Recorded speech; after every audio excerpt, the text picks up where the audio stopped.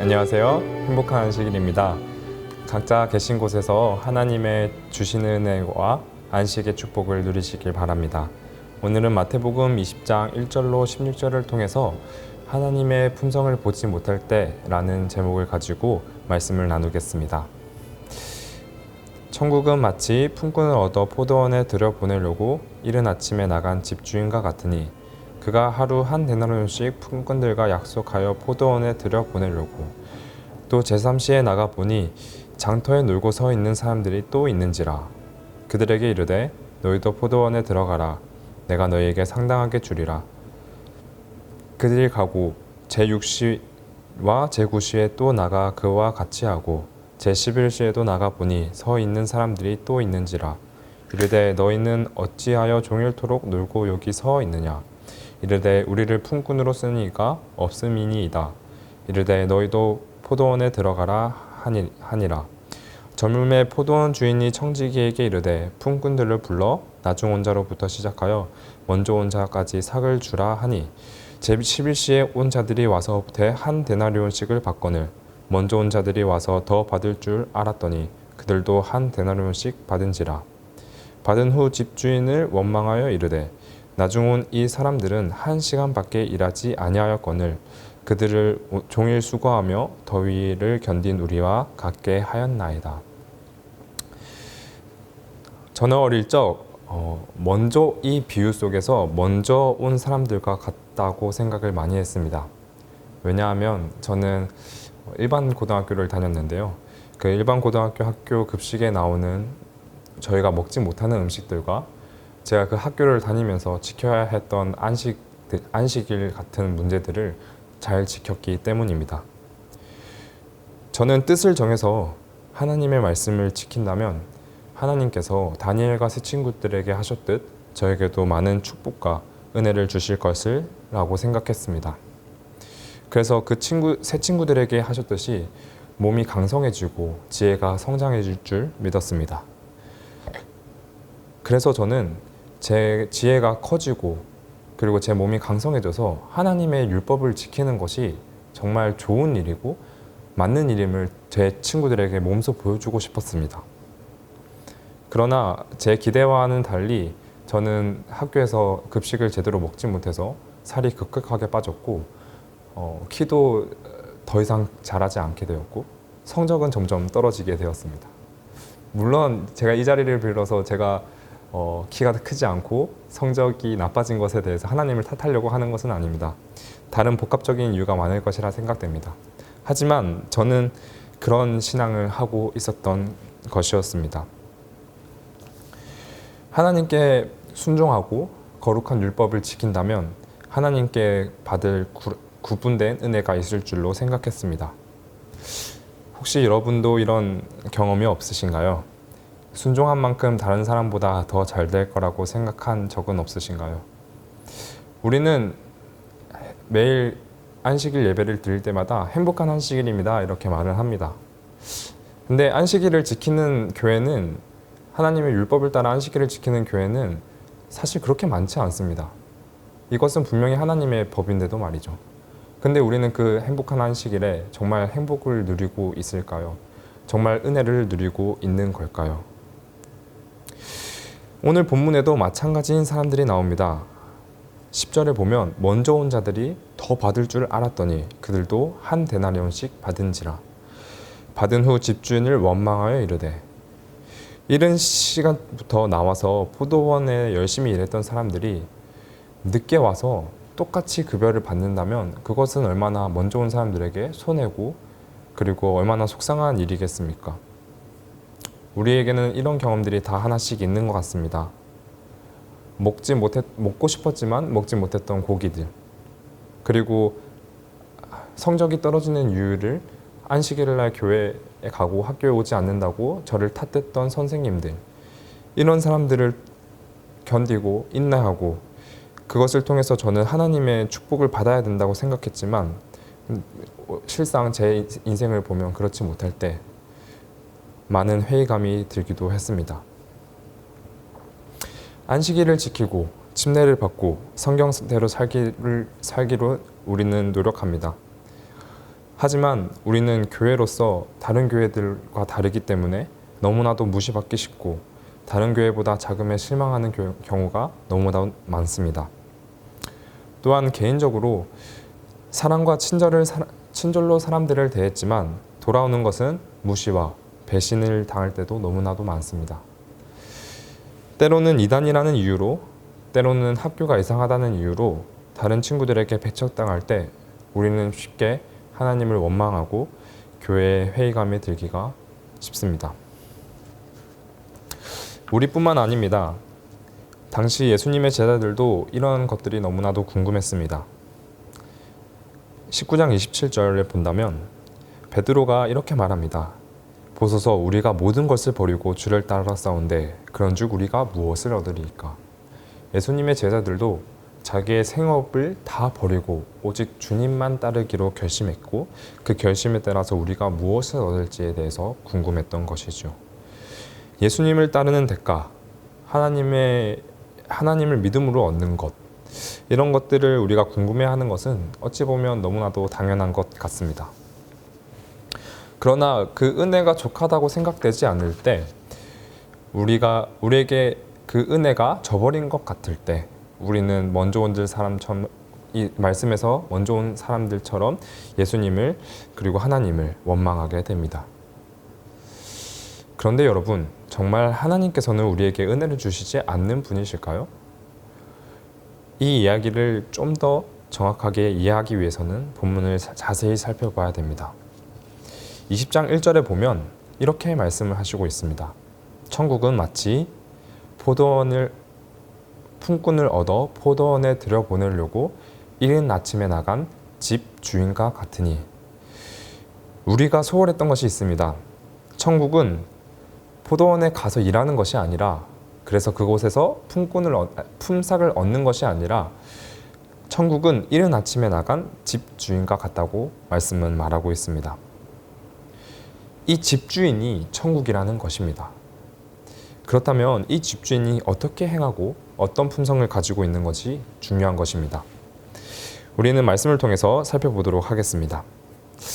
먼저 집주인의 첫 번째 특성은 집주인은 이른 아침부터 나간다는 것입니다.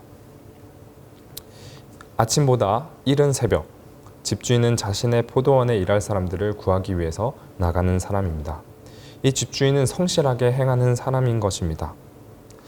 우리 주인이신 하나님도 이와 같이 우리를 구원하시기에 성실하신 분이십니다. 잠언 8장 22절, 여호와께서 그 조화의 시작 곧 태초에 일하시기 전에 나를 가지셨으며 라고 나와 있습니다. 이 세상에 살 때 어떤 한 생명을 계획한다는 것은 참으로도 힘든 일입니다. 한 생명을 가족으로 들인다는 것은 쉽지 않은 일입니다. 심지어 강아지나 고양이도 한 가족으로 들이기 위해서는 그 고양이와 강아지를 책임지기 위해서 많은 것들을 계획하고 많은 것들을 생각해야 되는 것이죠. 연애를 하는 것도 마찬가지고 결혼을 해서 아이를 가지는 것도 마찬가지입니다. 우리는 현대 자녀 양육비가 1인당 1억이 넘어서 이제 2억이 넘어가고 있는 세상에 살아가고 있습니다.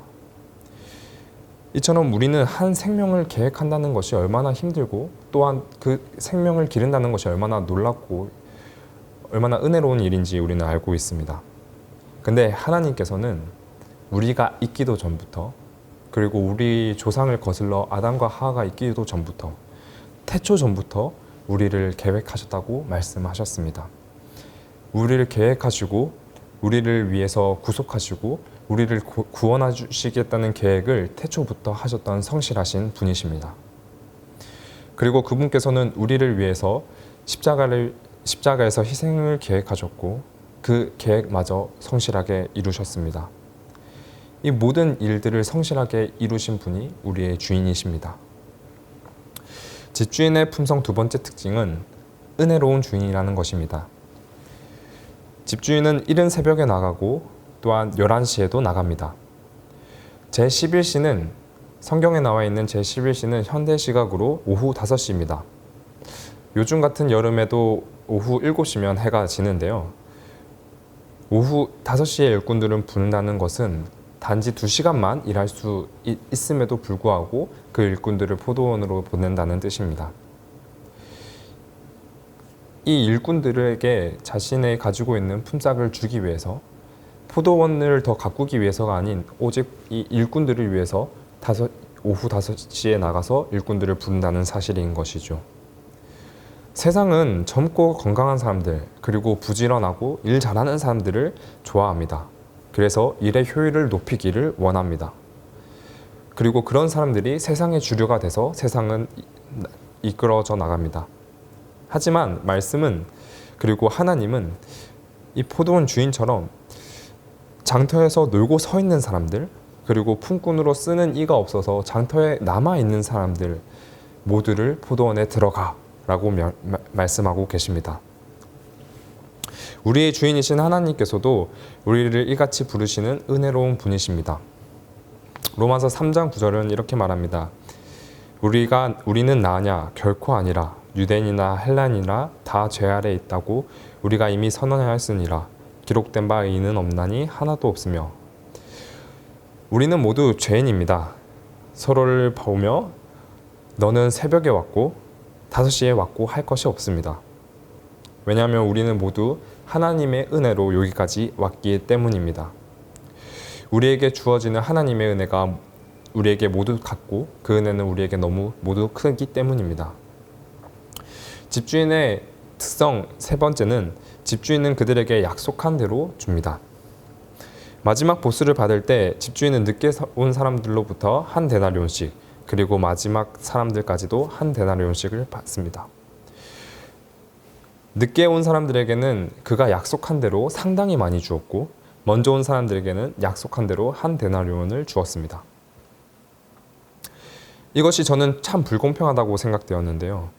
우리의 주님은 우리에게 영생을 약속하셨습니다. 그리고 그것은 우리에게 모두 족한 것입니다. 우리에게 영생이 중요하다는 이유는 전도서 1장 2절에 잘 설명되어 있습니다. 헛되고 헛되며 헛되고 헛되니 모든 것이 헛되도다. 영원한 생명이 없이는 우리가 모두 헛된 것입니다. 그래서 예수님께서는 우리에게 이 영생을 모두에게 허락하셨죠. 예수님께서는 자신을 바치고 우리에게 생명을 약속하셨습니다. 이것은 결코 우리에게 모든 사람에게 준다고 작은 것이 아닙니다. 예수님의 주시는 생명은 우리가 마지막으로 받을 수 있는 최고의 것인 것입니다. 이 예수님이 주시는 은혜가 우리에게 부족하게 않게 되기를 간절히 바랍니다.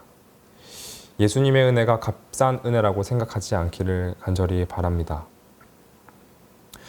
일꾼들에게 필요했던 것은 하루를 살아갈 한 데나리온이었습니다. 그 한 데나리온으로 일꾼들은 풍성해졌고, 오늘날 우리에게 필요한 것은 예수님의 주시는 생명입니다. 그 생명으로 오늘날 우리는 풍성해졌습니다.